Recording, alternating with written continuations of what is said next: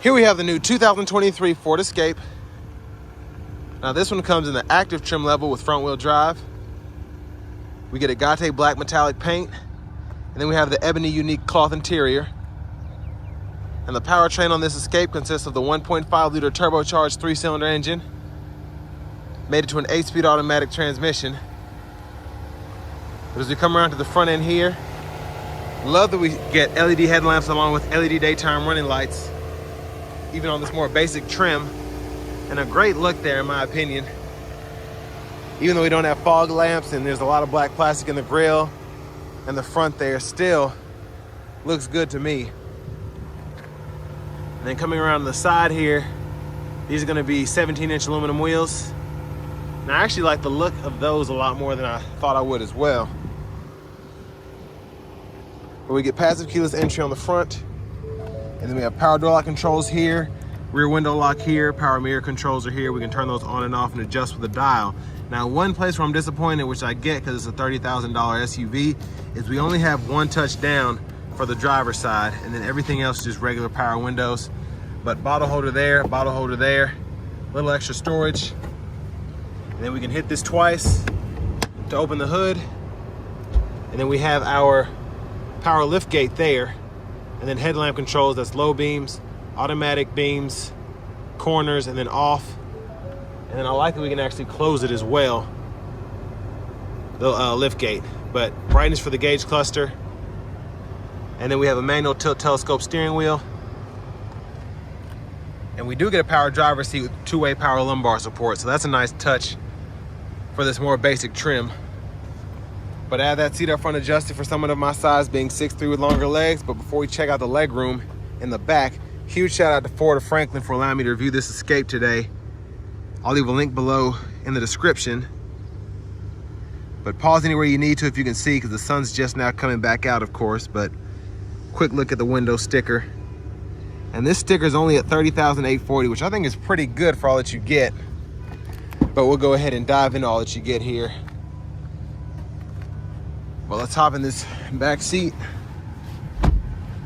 So leg room, very impressive. My knees are just barely scraping the back of the seat there.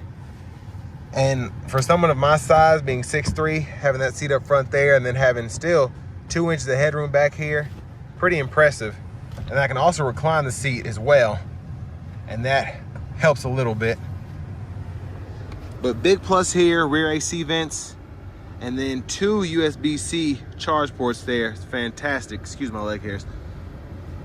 And then we do have a seat back pocket here on the passenger side. And we do get the middle seat that folds down for cup holders. I know a lot of competitors try and leave that out, but I'm glad that the Escape kept it in there. And then I love this hanger hook here. We could probably hang 2 plastic smaller hangers and then 2 to 3 metal hangers on that hook there.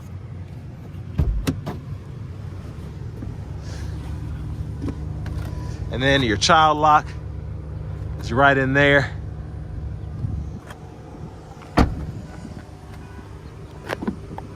And then fuel filler.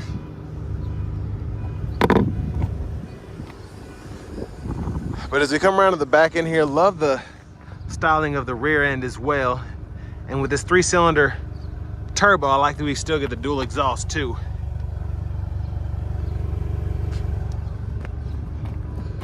But of course, we can either pop the hood from back here, or we can use the button up front as well as the key fob. But 12-volt here, side pocket here, and this plastic piece actually keeps stuff you want it to be still and not roll around on either side. I think there's a hole on this one, but I'll show you underneath here. But there's a spare tire.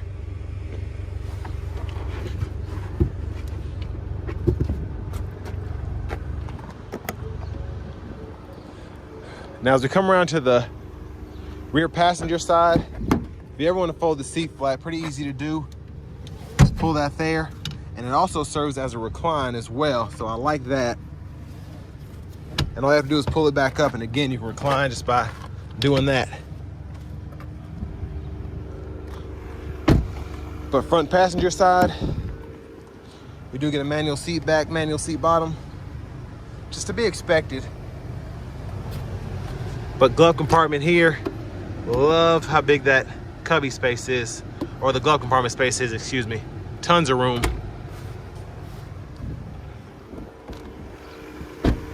But now as we come back around to the front here, we're just gonna pop the hood. I already hit that lever 2 times, so I don't have to have a release or anything. I just pull up. And there's that 1.3 liter turbo, 1.5 liter turbocharged 3-cylinder, excuse me.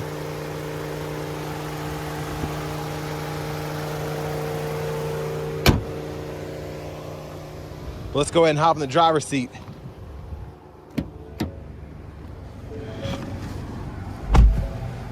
So to the steering wheel, I believe this is ActiveX. It feels like my Mustang Mach-E, but I love these just with the stitching and all. And it just, I feel like it doesn't wear as easily as actual leather would. But over here to the radio, let's go back. This is our home page here.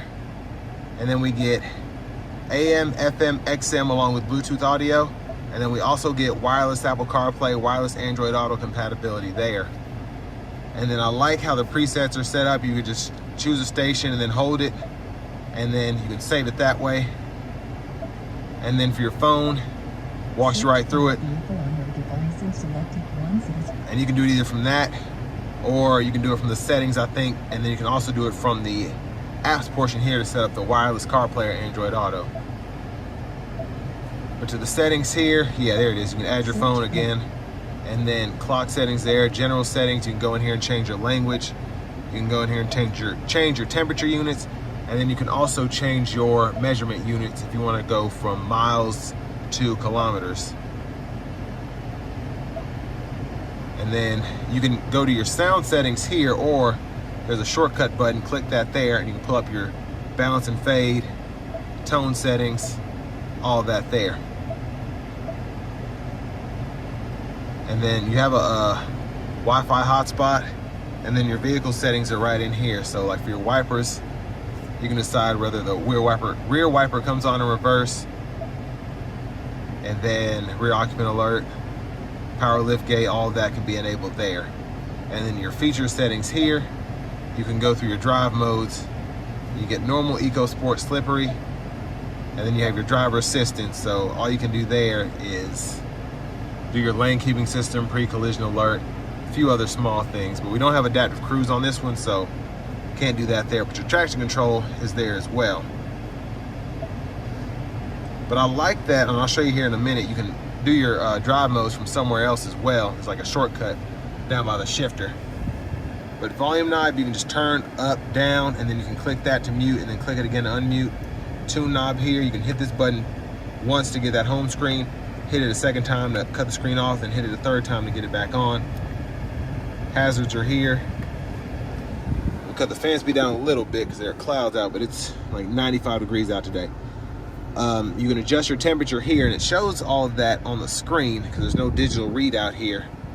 And then for the passengers, you adjust that, it shows that as well. So you can turn that dual mode on and off, or you can just turn the dual mode on by adjusting the temperature outside of what it's set here. And then AC controls here, you can toggle where the airflow is coming from, and I like that. You got graphics and whatnot. And then you have 3-stage auto mode, so you can set that to either high, medium, or low on how fast the fan can go to get you to your desired temp. And then fan speed adjustments here. USB-C, USB-A port, 12 volt. And I actually like the trim here. Feels nice, looks nice. I don't know how long it'll last, but it looks good. And then for the shifter is a rotary knob, so just hit the brake, reverse, neutral, drive, low gear there. And then you do have an electronic parking brake. Pull up to engage, hit the brake, press down to disengage. You have an automatic brake hold as well. And then here's where you can go ahead and toggle those drive modes there. And then you do have to hit the button, and then you have to click there. So you can't just hit it and go through the modes, which would have been cool, but auto stop toggles here. In the center console cubby space, decent size for this kind of SUV. And there's a view of the back seat from up here. Sunglasses holder. I like that we get the LED dome lights here. And then blinker, high beams. So turn those on and off there when the lights are on, then you can flash that way. And then when they're off, you can actually flash while doing that. So that's pretty neat. And then your windshield wiper controls are here. It's one time, and then you have intermittent low, high, and there's off there, and you can adjust your intermittent wiper here, and then you have your rear wiper here. So that's off, intermittent on, and then pull back for the rear wiper fluid, push up for the front wiper fluid. And then cruise controls there, you just have the standard cruise again, and then you can set that lane keep assist or lane keeping system on, off, you can toggle that. And then volume controls, voice recognition, there's the horn there. And then you can use this to go through the gauge cluster menu, these two arrows, OK, and the back button. So tons of different views here in typical Ford fashion. Just a lot of different views. Again,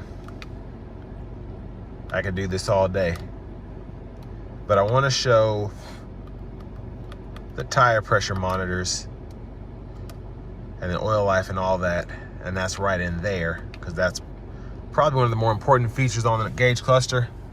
And then you can go through your track list, radio station presets using these arrows, and a Bluetooth button here, and then push button start. Finally, here's the key fob. And we do have the control to toggle that power lift gate.